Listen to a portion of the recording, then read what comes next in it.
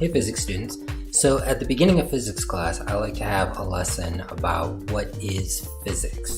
A lot of times students come into class and they don't know what physics is. A lot of times their parents never had to take physics. These days everybody has to take physics, but once upon a time it was not a required class for everybody. So maybe a lot of the adults in the community don't know what physics is because they never had to take it. So I like to, at the beginning of the year, have a little lesson. What is physics? What can we expect to learn in physics class? Stuff like that. So let's go ahead and talk about what is physics and what are we going to learn in physics. Physics is an area of science where we deal with, lots of different things. Okay. One of the parts of physics that we're going to spend a lot of time learning about in class is what's called mechanics. Mechanics, I know you think of the word mechanic and you think of like somebody who fixes cars, but mechanics is the study of motion and the causes of motion. And we're going to spend a lot of time in physics class talking about mechanics. It's really like the bread and butter of physics, right? It's the study of motion, things that cause motion.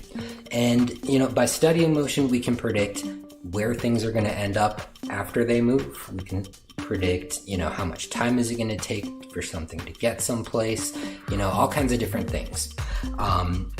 We will talk about, in Unit 2, we'll talk about motion in one dimension, which is linear motion, motion in a straight line.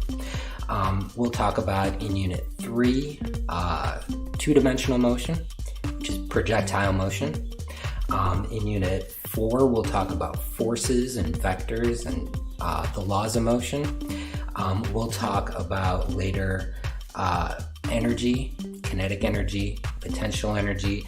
We'll talk about, work done, falling objects, objects thrown straight up in the air. We'll talk about momentum. We'll talk about what happens in a collision. How can you predict what's going to happen to an object in a collision? We'll talk about circular motion. We'll talk about the orbits of planets, Kepler's laws of motion, Kepler's laws of planetary motion. And towards the end of our talks about mechanics, we'll learn about pendulums. Pendulums go back and forth, right? And that will lead us into the next big area of physics. The next big area of physics that we'll talk about is vibrations and waves. So we'll talk about, waves in the ocean, we'll talk about sound waves, we'll talk about light waves, all that good stuff. And then that'll lead us into another big area of physics, optics. Right? Optics is the study of like lenses and mirrors. So how is light affected when it moves through one thing and into another thing? Or how is it affected when it bounces off of something, right? Optics. The next big area of physics we'll talk about beyond that is electricity and magnetism. Electricity and magnetism is a huge area of physics, right? And then there are some other areas of physics. Thermodynamics is the study of heat and temperature. Fluid dynamics is the study of the motion of fluids, right? Liquids and gases. There's relativity. Relativity is the study of things that move very, very fast, which they behave differently than stuff that doesn't move very, very fast. And then there's quantum mechanics, which is the study of the motions of very, very tiny things. And they don't move the same as things that aren't very, very tiny. So there's a different area of study for that, right? Quantum mechanics. So these are all areas of physics. We will talk about many of them over the course of our class. We won't get to all of them. We probably won't end up talking about relativity or quantum mechanics all that much. Fluid dynamics, we probably won't talk that much about it, but all these other areas of physics over the course of our class, we should learn something about. And there's some interesting stuff for us to take a look at there. So if you took chemistry with me, you are probably used to looking at what's called a model. A model is kind of like a simplified representation of whatever you're trying to look at, learn about, study, whatever, right? Models can be lots of different things. In chemistry, we saw lots of models that were pictures of stuff. We also looked at models that were maybe graphs or charts or something along those lines. And in physics, we're still going to have lots of models, right? Our models in physics are often, we'll see graphs, we'll see charts, we'll see drawings, things along those lines. But what we'll see a lot more of is mathematical models, right? Physics is a very mathematical subject. It's often said, there's an old saying that the universe is written in mathematics. Math is the language of physics. So as we study physics, we're not just interested in, what happens when I throw the ball. We're interested in how much of it happens, right? How far will it go? We're not interested in saying, will it go near or far? We're interested in saying, how many meters will it go? So we're looking for numerical things here. There's going to be some math. There's going to be lots of equations in physics. A high school physics class, there's lots and lots and lots of equations, and we're going to use a lot of algebra. Here and there, we'll also use some trigonometry and some geometry. So these things are all very important for the study of physics. And they are all mathematical models, which we're going to see along the way during our class. Let's talk for a minute about Galileo. Okay, Galileo was an astronomer who lived back around the year 1600-ish, right?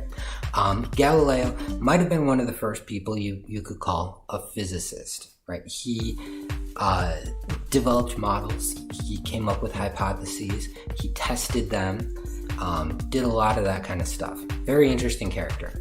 One of the things that he did, he came up with what's called the law of falling bodies.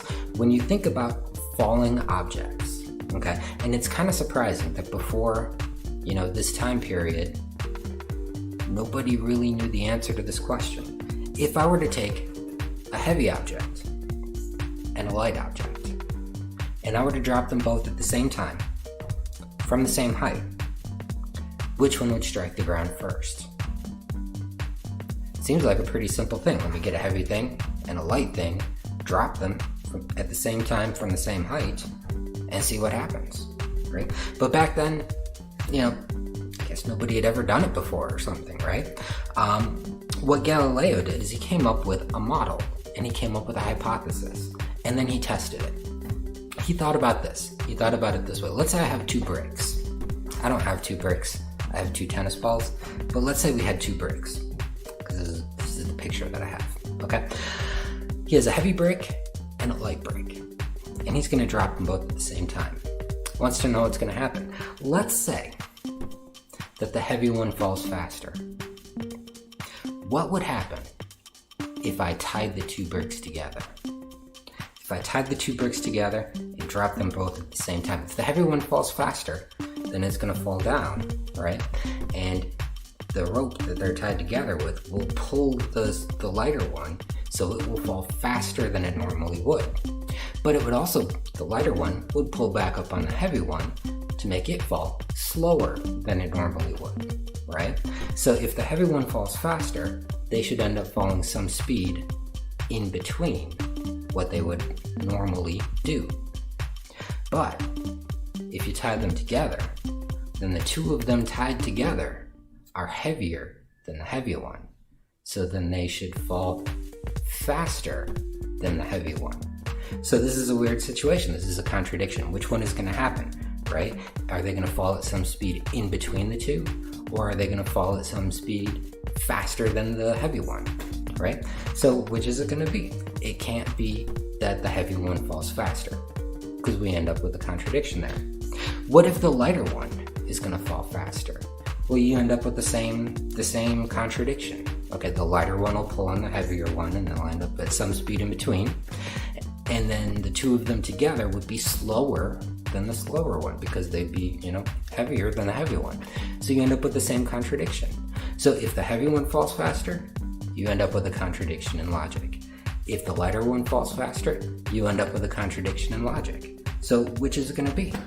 And Galileo surmised that they're both going to fall at the same speed, or at least at the same rate. They're going to fall, side by side, right next to each other. So, and then, there's the famous, story. He went up to the Leaning Tower of Pisa and he dropped 2 things, and, they fell side by side right down to the ground.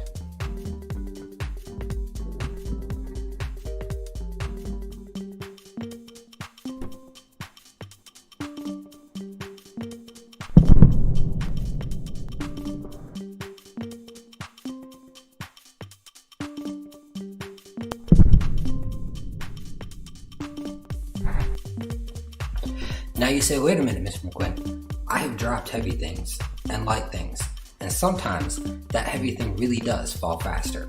Consider, I have a sheet of paper and a notebook. If I drop them,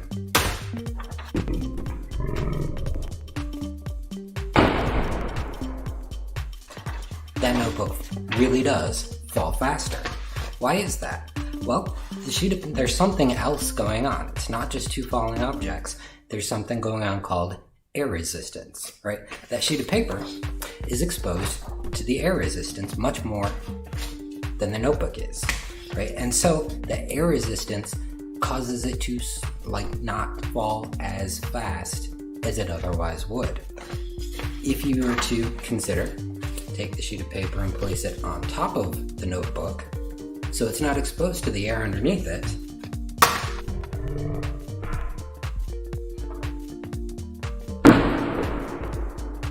they fall right alongside each other, right? Really cool thing that happened once upon a time. Scientists talked about this for hundreds of years. They said if you were to drop your sheet of paper and your notebook on the moon, where there is no air, they would just fall right next to each other. And, for centuries, nobody could actually do this because you couldn't actually go to the moon. But then, you could actually go to the moon. And on Apollo, I believe it was 17, might have been 15. It's either 15 or 17. On one of those Apollos, the astronaut went up there. He took with him a hammer and a feather. And on the surface of the moon, on the surface of the Earth, you drop them, clearly that feather is going to hit the ground first. And the feather is just going to kind of float its way down, right? But on the moon, where there's no air, he dropped them. There's a video of this, and they just fall side by side right down to the ground because there's no air resistance. They really do fall at the same rate. Alright, so we have talked a little bit about what physics is. We've talked about some of the different areas of physics, some of the things we're going to learn about over the course of our class. We've talked about models and hypotheses, and we talked about Galileo and the law of falling bodies. So we've done some fun stuff here today. Next time, we'll go ahead and we'll start talking about Unit 1, which is about measurement. We'll learn all kinds of good stuff about measurement and some of the mathematical conventions that we use when we measure things and do physics. Till then, take it easy.